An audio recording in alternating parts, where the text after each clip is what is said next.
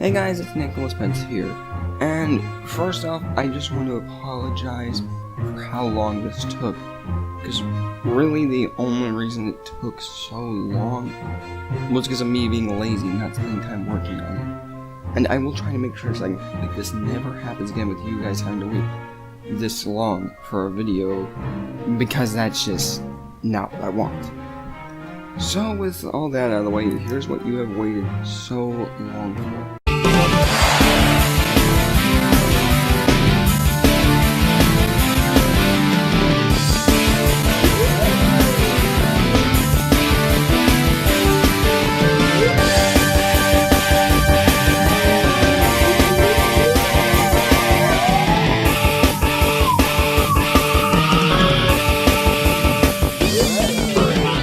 Well, looks like I'm a little late for the Halloween deadline, and by a little late, I mean like 4 months late. But it was the Halloween season, and there's one spooky little game I like to play around that time of year.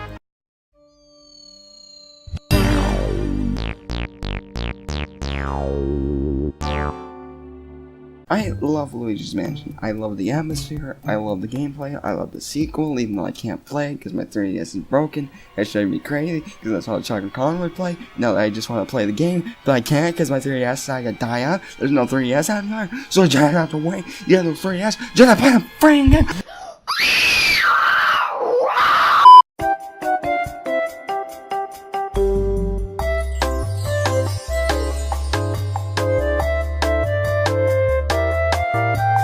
Sorry for that, I lost myself. And I, of course, love the Portugos, which is what we're talking about here today. The Portugos are like small little mini bosses, and every single one of them is great. So I'll be counting down my top 10 favorite Portugos as my first top 10 list. I'll be ranking them based on their appearance, their fight, and their personality. And just as a disclaimer, these are not objectively the best Portugos. They're just my favorites. Now that out of the way, let's start the countdown.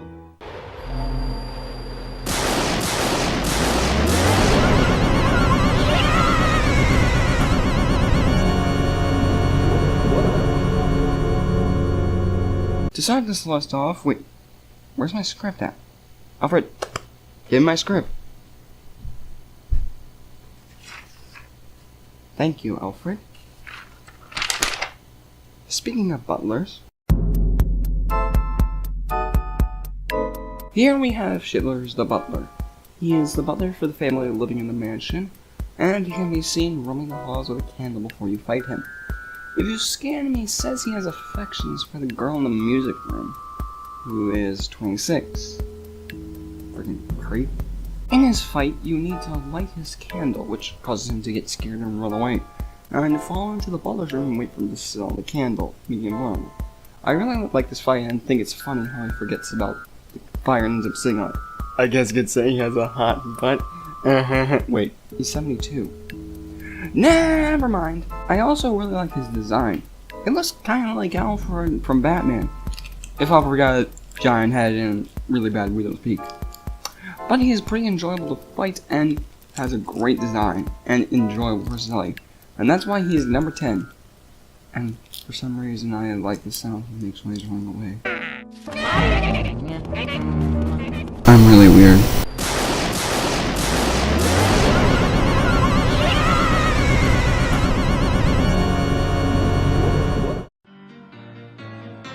Music. The art of putting sounds together to make something that sounds good. Almost everybody likes music, and some people like to play music. And that brings us to melody. Melody, screw it! This is her last name. Melody, this name, is a musician who spends her time in the conservatory playing music. She is also the master of Shivers, and she is the girl that Shivers has affection for. Still a freaking creep. Anyway, her fight has 3 parts, though I wouldn't really call them that. One involves you having to interact with all the instruments in the room, and that will make a melody appear. The second part involves her playing a piece of music, which is either the athletic theme from Mario 3,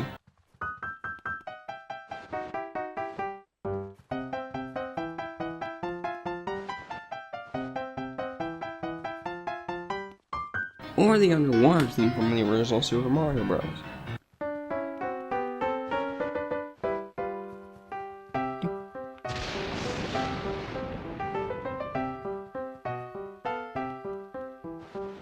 And you will have to answer a question about it.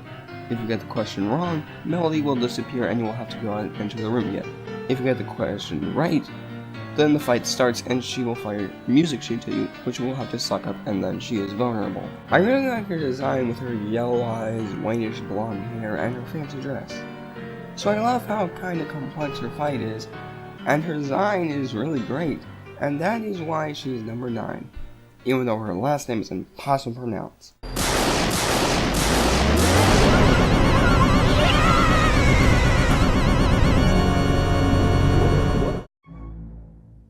In Luigi's Mansion, there are some ghosts you don't even have to fight to beat the game. These are the optional portrait ghosts. And this is the first one of them on the list. Here we have Slim Bankshot, the lonely pool shark. This guy is kinda not that optional, because you have to go through his room to get Mario's glove. And at that point, why wouldn't you kill him? He's pretty easy to fight. But anyway, this guy is found in the billiard room playing pool by himself, hence the name the lonely pool shark. In his fight, you need to wait for him to shoot his ball at other balls to make them fly around the room, and you'll need to suck them up and fire them back at him. When he gets hit, he becomes vulnerable, and if you defeat him, you are rewarded lots of money. As for his design, I really like it. I like how his hair is folded up like that, and how he has a smile most of the time, and dang, this guy is skinnier than me! That's saying something! Though, the reason he is only number 8 is because he doesn't really have a personality, but he still takes the number 8 spot on my list. But seriously, look at the guy, he just eats so damn food.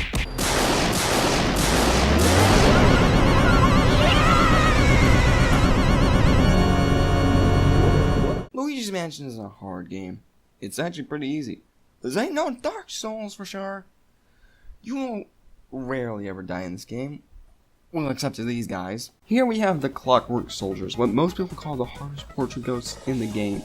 And yes, I said portrait ghosts, because there is 3 of them. These guys fight you in a trio. Now, that wouldn't be so bad, except they have ranged attacks with their pop guns. And mostly, no other ghosts in Luigi's Mansion have ranged attacks, so this makes them very dangerous. And not to mention, they are also pretty fast. And the other ones can attack you while you're attacking one of them. This makes it pretty hard to get a gold frame on them, and if you are not good at the game, you will die. And God help you if you're in the hidden mansion where you take double the damage. Though, I actually found the challenge in their fight kind of fun. It was kind of a breath of fresh air in this very, very easy game. I'm the kind of person who likes to play games like Super Meat Boy, and I love conquering those big challenges. So this fight was really fun to fight for me. But since they have little to no personality and I don't really like their designs, they stay at number 7.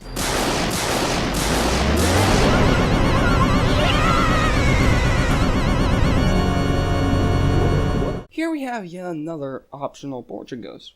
Wait, why aren't we showing photos from DeviantArt? This makes no sense. Oh wait, that's Mr. Luggs. Mr. Luggs is the first optional portrait ghost you encounter in the game, and he is much harder than most ghosts in Area 2. He's found in the dining room eating, what actually is that? Spaghetti? Macaroni? Cheese? Cheese! Oh, according to the wiki, it's gelatin. I still think it's spaghetti. In his fight, to beat him, you need to first light all of his candles, which makes him and his meal visible, which allows you to suck up his meal. But before you can suck up all the food, you'll need to take out his 2 waiter ghosts, and then you will be able to suck up all the food. Once you have sucked up all the food, this will make him angry and he will start shooting fireballs at you. You just need to dodge them until he tires out and becomes vulnerable. You just need to do the fireball part until you beat him completely. I really like his design with his Hawaiian shirts showing that he is very rich, his bib, and the food marks around his mouth. The one thing I don't like is his personality, or more straightforward, the lack of it. He barely has a personality, which is why he stays at number 6. Let's just hope Nicole Arba doesn't find out about him.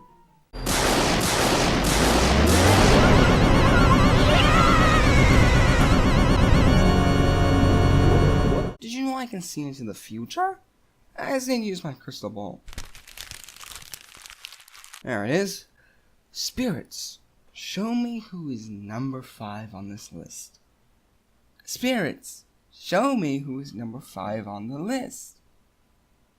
Come on, this thing was working earlier. Just freaking lock. There we go. Madame Clairvoya is a ghost fortune teller who can speak to spirits, which is weird because she's a ghost, which is a type of spirit. But whatever. And you first encounter her in Area 2, but don't capture her until Area 3. I really like her design with the eye cloth covering her mouth, the fancy robe, and all the fancy jewelry. She looks like she could be from a Zelda game. But the main reason she's this high on the list is because of her personality. She can be really funny. She's a very theatric. If it isn't Mario's hat, why it's so clean as if someone just washed it! Sorry, sometimes I like to add a little drama, you know. Always trying to sound fancy and mystical. It's come, spirits of power, come, spirits of sight, show me the awful things occurring here tonight. And also, she laughs like this. Yeah, I think there might be something wrong with you. But the only reason she isn't higher is because of her fight. She doesn't put up a single fight, and she just goes willingly and has no challenge to it. So she is only number 5.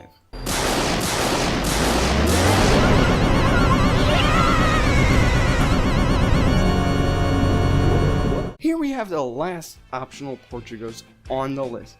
He is better than all the other optional Portugos, which include DeviantArt, me, Pea Soup, and the Pot Collector. And the Portugos is Biff. No, not that Biff.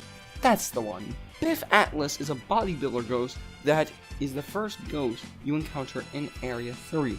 You find him lifting weights and gloating at you about how strong he is and how weak you are. It's just like high school. Okay, but back to Biff. I really like his design. His red tank top, big muscles, and his pompadour hairstyle really just tells you what kind of character he is the first time you look at him. As for his personality, he is kind of a stereotypical jock type at first glance, but his bio says he's a kind person. So, does that mean he acts that way only to intimidate Luigi? That deep down he's a good person and would want nothing more to be friends with Luigi? Am I thinking too much into this? So I'll stop now. Now, all that is good, but isn't enough to get him up this high. What really puts him at number 4 is his fight. To beat him, you need to hit the punching bag by him to hit him, which will make him come after you. You need to do it 2 more times and then he becomes vulnerable. What I like about this fight is how unique it is. There isn't really any other fight that has you interact with the environment like this to fight the ghost. So it makes him stand out and makes you remember him more. So that is why he is number 4.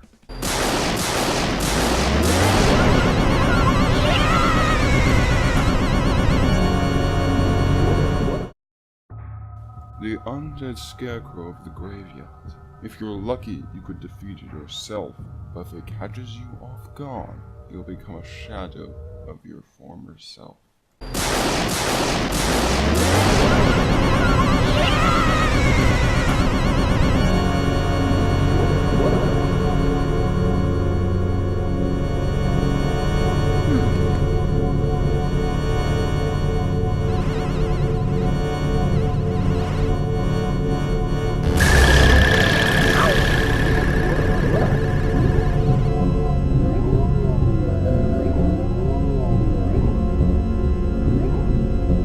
Here at number 3 we have Bogmire, the boss of Area 2. The ghost is fought in the graveyard after you defeat some skeletons. You walk up to a gravestone, and then lightning strikes and Bogmire rises up from the ground and the fight begins. To beat him, you need to suck up his shadows and shoot them back out, but only the big shells. The little ones do nothing and are only there to get in the way. Once you hit him with a big shadow, you can start sucking him up. Repeat this until he is defeated. I absolutely love Bogmire's design. It's just so eerie and creepy. The whole scarecrow look, how he looks like he's made of liquid, and the gaping mouth make him look eerie, creepy, and menacing. Now, he has no personality, which would normally be much lower. But I think for Bogmire, it works in his favor. It makes him more creepy. He has no personality. He doesn't talk. He has no heart. Almost nothing is known about him. And his bio says he's a product of the mansion's fear and despair. But EGAD says the mansion was only made a few days ago, so is Bogmire a product of Luigi's fear of losing his brother? Or is EGAD wrong? And if the former is true, then why is EGAD not confused about a painting he has never owned? Or maybe I'm just thinking too much into this. But anyway, with how good Bogmire's fight is and his amazing atmosphere, puts him at number 3.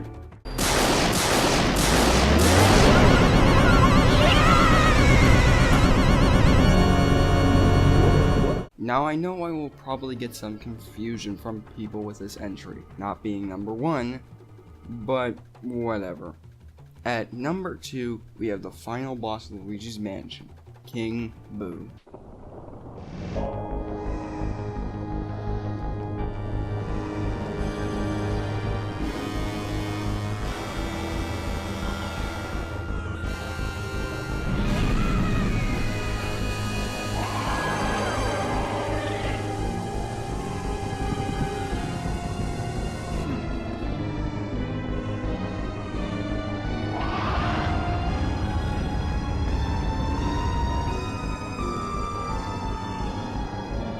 Now I know what some of you are saying, but Nick, why is King Boo not number 1?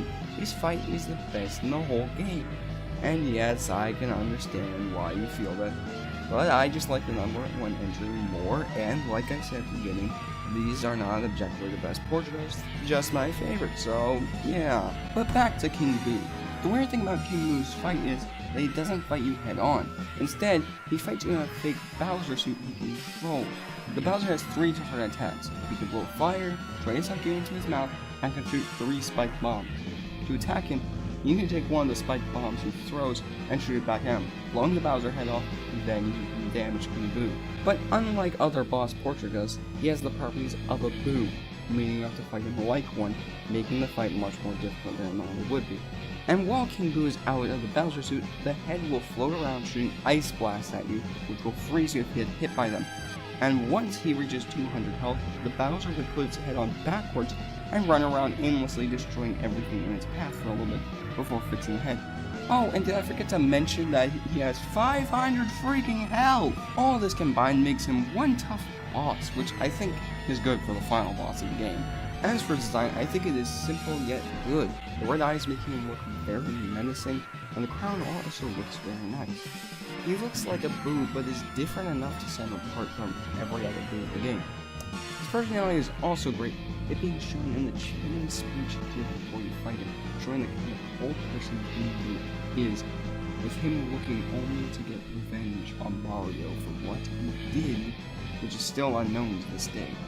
Now, with all of this in mind, what could possibly top this?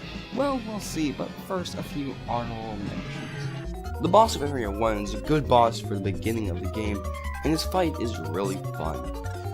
But I like the entries on the list more, so he didn't make the list. Dana is found in Area 3, and you fight her by shooting all 3 of her balls of yarn at her while she shoots at you. Her fight is fun, and I really like her design. But again, I like the entries on the list more, so she didn't make the list. The twins are fought in Area 3, and like the Clockwork soldiers, are fought together. And their fight is fun, but I think it is too similar to the Clockwork soldiers, and I like the soldiers better, so I didn't put them on the list.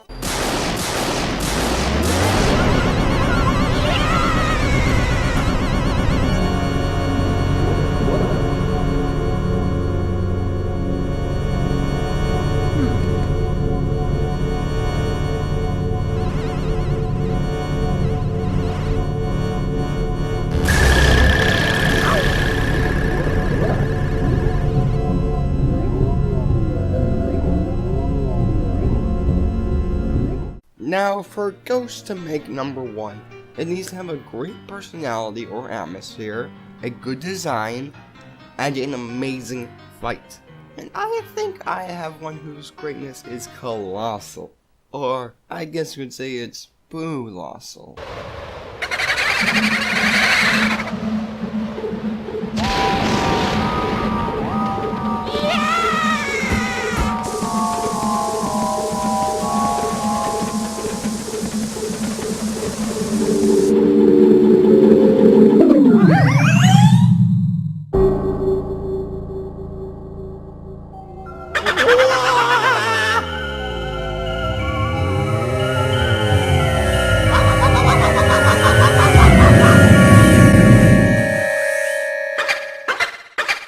Here at number 1, we have Boolossus, the boss of Area 3.